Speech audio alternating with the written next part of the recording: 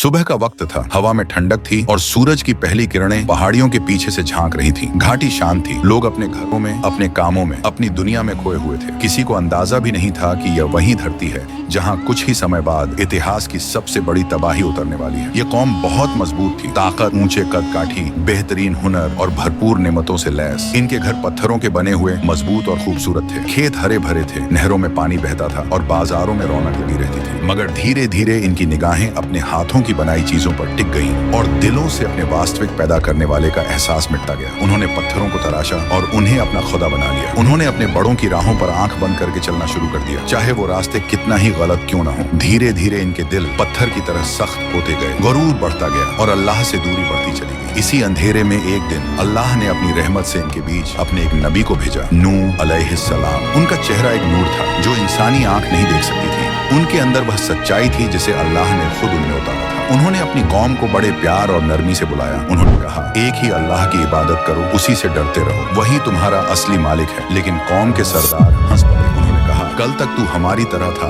आज तू हमें हमारे बाप दादाओं के रास्ते छोड़ने को कह रहा है, तुझे क्या हो गया है? मगर नूह अलैहिस्सलाम नर्म दिल थे। वो बार बार समझाते, दिन में रात में छुपकर खुलकर हर तरह से बुलाते। उनकी आवाज में दया थी, दिल में दर्द था और आंखों में अपनी कौम के लिए उम्मीद। लेकिन जवाब वही, मजाक, ताने, हंसी और जिद। वक्त गुजरता गया, नबी समझाते रहे और कौम का तिरस्कार बढ़ता गया। अब तो वो लोग दूसरों को भी नूह अलैहिस्सलाम से दूर रहने को कहने लगे। कहते, इसकी बातें सुनोगे तो बर्बाद हो जाओगे, ये सिर्फ ऊंचे सपने दिखाता है। अल्लाह का आदेश गुजर चुका था और एक दिन नबी को बताया गया कि अब हुक्म आ गया है, एक बड़ी कश्ती बनाओ। बीच रेगिस्तान में जहां पानी तक नजर न आता था, नूह अलैहिस्सलाम ने एक विशाल कश्ती बनानी शुरू की। लकड़ियों की आवाज, हथौड़ों की ठक ठक और उनके इर्द गिर्द इकट्ठा होती वह कौम जो हंसते हंसते दोहरी हो जाती थी। वे कहते, देखो पहाड़ों में जहाज बना रहा है, ये पागल हो गया है। जहाँ पानी नहीं वहाँ कश्ती, इससे बड़ा मजाक क्या होगा? लेकिन नूह अलैहिस्सलाम जान चुके थे, ये हंसी ज्यादा देर टिकने वाली नहीं। धीरे धीरे कश्ती पूरी हो गई। जब वो एक विशाल जहाज बनकर खड़ी हुई तो लोगों की हंसी कुछ पल को थम गई, मगर अहंकार ने उन्हें फिर बहका दिया। फिर एक दिन आसमान ने एक अजीब करवट ली, काले बादल उमड़ने लगे, हवा रुक गई, जमीन के नीचे से एक गर्म लहर उठी और आसमान से पहली बूंद गिरी। लोग हंस रहे थे, तो क्या ये ही है तेरे वादे की निशानी? मगर थोड़ी ही देर में बारिश बूंदों से धार बन गई, धार से तूफान और फिर ऐसा सैलाब उतरा जिसे देखकर सबसे ताकतवर इंसान भी कांप गए। जमीन फट पड़ी, पानी नीचे से भी निकलने लगा, बारिश ऊपर से बरस रही थी। शहर, घर, खेत सब बहने लगे। लोग जान बचाने को इधर उधर भागने लगे। अब वही लोग जो मजाक उड़ाते थे, नूह अलैहिस्सलाम की कश्ती के पीछे दौड़ रहे थे। कुछ चिल्ला रहे थे, हमें भी साथ ले लो। कुछ रो रहे थे, कुछ दरवाजे पर मुक्के मार रहे थे। हर तरफ से जानवर जोड़ों में कश्ती की ओर बढ़ रहे थे। शेर धीमे कदमों से, परिंदे झुंडों में उड़ते हुए और छोटे छोटे जानवर मिट्टी पर अपने पैरों के निशान छोड़ते हुए उस बड़ी कश्ती की तरफ जा रहे थे।